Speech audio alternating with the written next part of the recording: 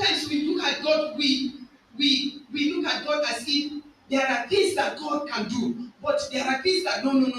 This one is so powerful. We just limit the promises of God or the strength and the power of God. We limit it. We start running helter skelter. God has been faithful.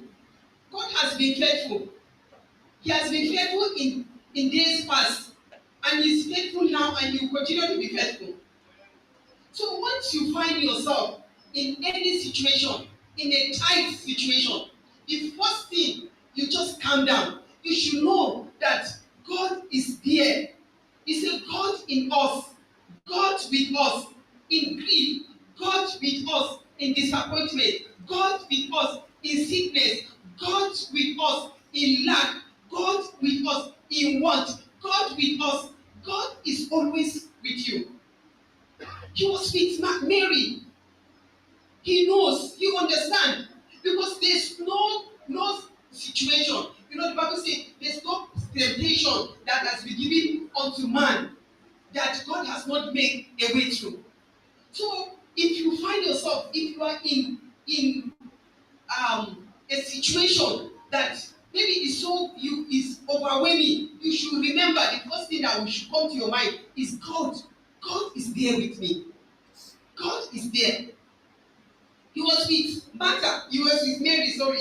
He was with Mary, but she could not recognize him. So there's no situation.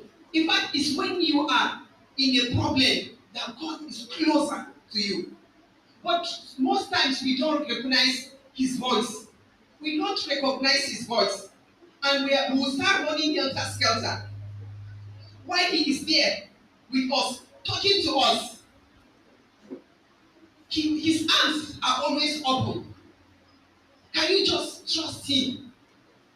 But because our minds are somewhere else, we don't even know. No, he talked to her.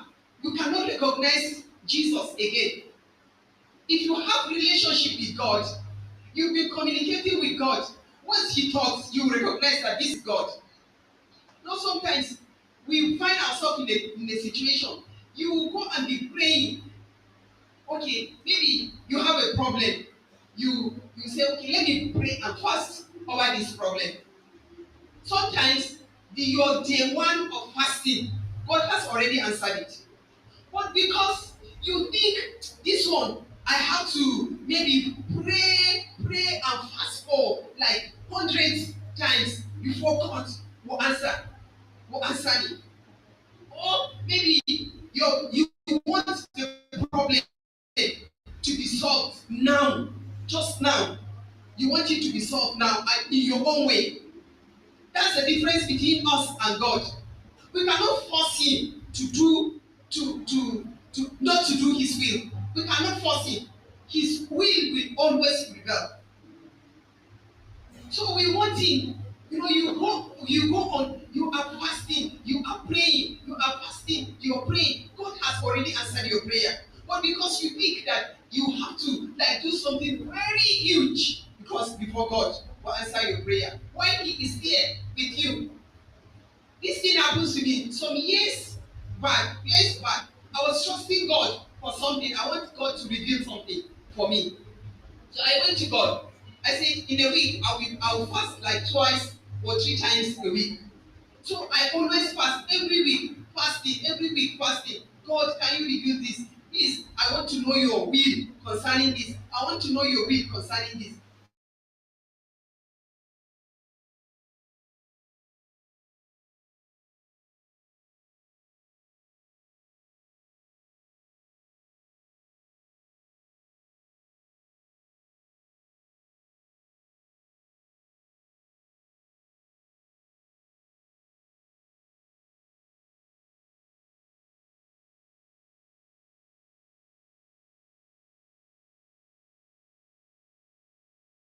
So far yourself. He's faithful. He is faithful. He's always with us because he understands. He went through all that we have been going through. That problem, that situation that now you are going through. God knows. He understands it. When we talk of grief, but he lost someone dearly, very close to him. And the Bible says what? He went. So is it Zafi Mutuane Yasani? Mulaka Chine Yasani? Shiwo ne Yasani? Is there anything that God did not know? Jesus knows everything. And so once you allow something to happen to you, He is always there, encouraging you that you can make it. Just trust in me, trust in me, trust in me. See that situation that you find yourself, maybe the worst, God has already taken care of the worst of it. Sometimes He allows us to experience little, just little out of those battles that He has been fighting for us. He has been fighting battles. Maybe it's sickness that you are battling with. Do you know that sickness, God has already, He fought 10 times that sickness in the past. But so you will not even know. So sometimes He just brings something for you, and then He wants you to trust Him. He wants you to trust Him. So if God will open our eyes to see the kind of battles He has been fighting, this one that you are now experiencing, it will mean nothing for you. So whatever God allowed you to pass through, you should know that He is there with you. He knows that Mary will be there, and He was with her, speaking to her. But at that moment, she could not recognize Him. So what is it that you are passing through that God is speaking, but yet you are saying no, you cannot recognize? What is it? No, somebody said something that his problem, he just make this statement that his problem with kidney patient relative, like if you have a patient that is battling with kidney, that his problem with them is that they always say, let's go for prayers, prayer. But his problem is that God did not, prayer does not cure kidney disease. And this is a Christian, and he said it to my face, that prayer does not cure kidney problem. That the only thing that cures kidney problem is kidney transplant. So he said, Gara kuje kunema dono kawa kuje church kunema contribution. Aje ayi kidney transplant. Mba gaba za ku yi ta yi ba za mu je addu'a. At the end of the day, the patient will die. Abin ya dame ni. Aje God, He is saying it to you. But if you know God has healed even more than kidney, He is the creator of man. Everything, is there any organ that God has not created and put in man? If He will create every organ, the eyes, the everything, the kidneys, the liver, and everything, is it just one side that is having problem that He cannot change? He has the power to just transform, to get a new kidney and put it to that person. But if He says that the person is going to die, that kidney will be the process whereby the person will die. The person will die. It's not that God cannot heal. So somebody said she was battling with her mom that was having kidney problem. She was telling me that now you cannot check. Oh, is it only headache that you can heal? And God healed. God healed her. So there's no problem. You know, somebody will just, if the devil start exaggerating, you start running. The solution is there with you. Jesus calling your name. Mary, He's calling Martha, He's calling Hannah, He's calling Joseph, He's calling John, He's calling your name. But because you've already made up your mind, you don't listen. You don't listen to him. My prayer is that God will open our ears. God will open our eyes. He will open our ears to listen. Once He's speaking, the issue is that He has the voice of God is that still small voice, and then the voice of the devil is always bam, bam, bam, bam, bam, bam. And if you don't have relationship with God, if you are not the kind of person that you are always with God, you understand God, you will not understand. You'll be confused. Which one is which? Which one is which? And that's why in ga solution anan, we start running. Ga shi anan, ga wannan ne, we start running. Ga miracle, we start running here and there. We collect pamphlets. In akwai miracle, I want the church. We are running on. We are running. Our lives are miracles. You are standing. Your breathing is a miracle.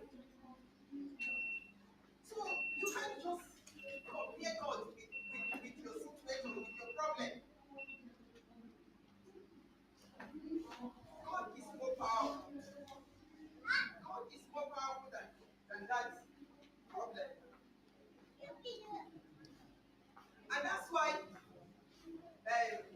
where we read in Psalm, David understood that. He said, the Lord is my shepherd. He was once a shepherd. And for shepherds, all their minds are on their flocks, on their sheep.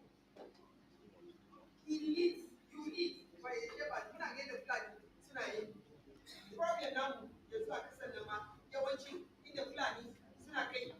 So their concern is where their sheep, where their flocks will get something to eat. So as the sheep, you're just looking up to the shepherd. He does everything. He done when David Yache, in hard lion, so the honey sheep, say he will take the rings and go tear the lion just to keep his sheep safe. So he understands it, and that's why he said, the Lord is my shepherd. The Lord is my shepherd, I shall not want. Is there anything? Because I know his mind is 100% on me. He will never leave me.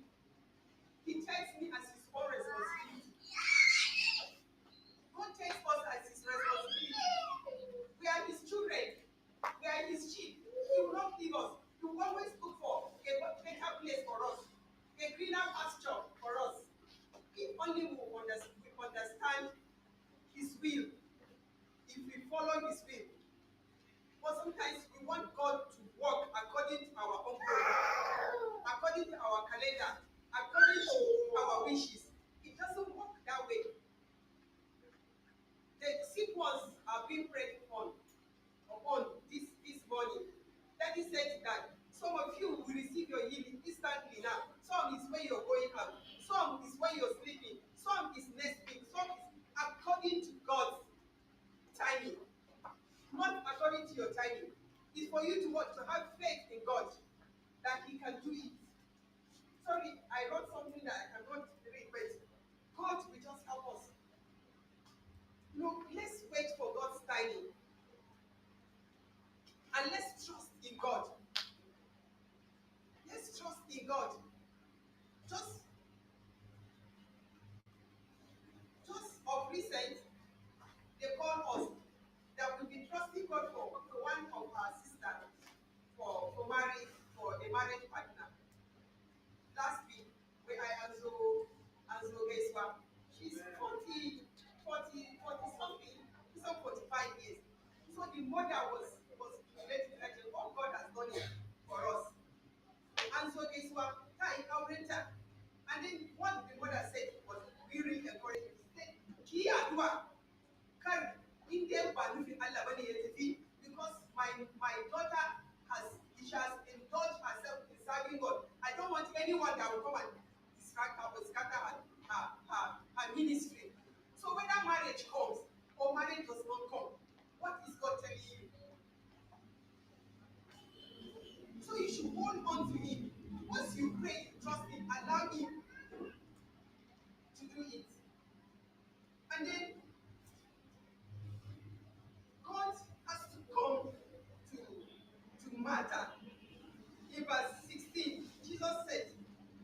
Mary, she turned towards him and cried out, Rabboni.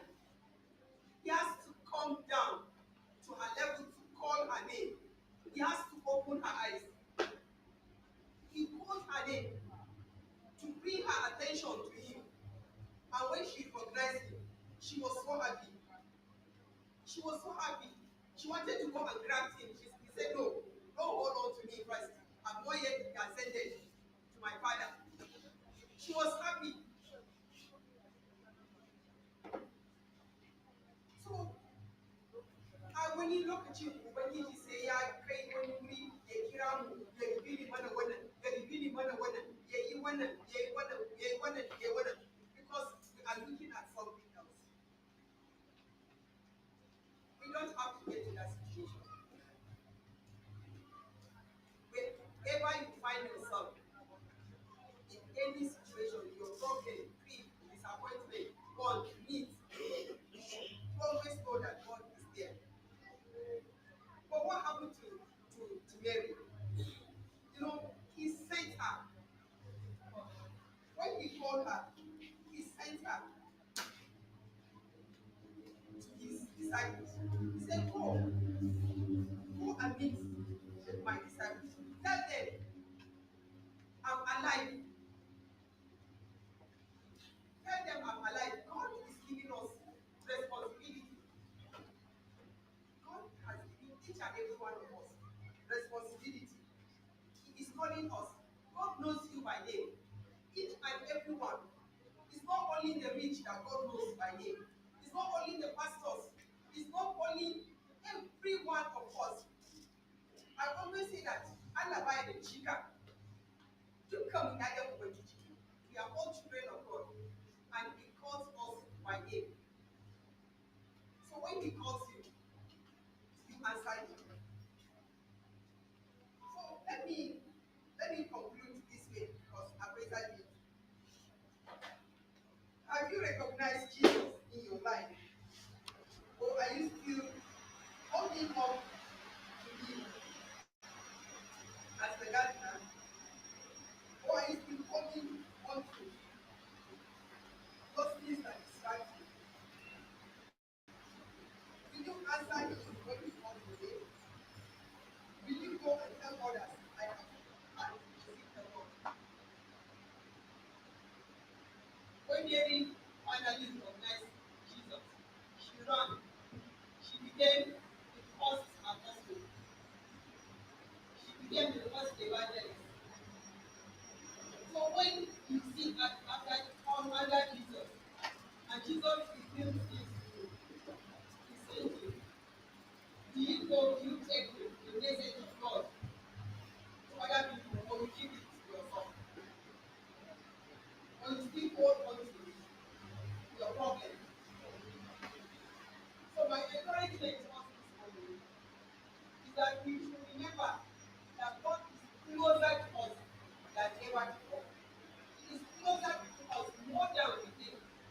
He is more closer to you than the person sitting next to you or close to you. And He is calling. And if you don't understand, if you don't have a relationship with Him, you will not understand His voice. You mistook his voice with that of any other person, with a gardener or any person.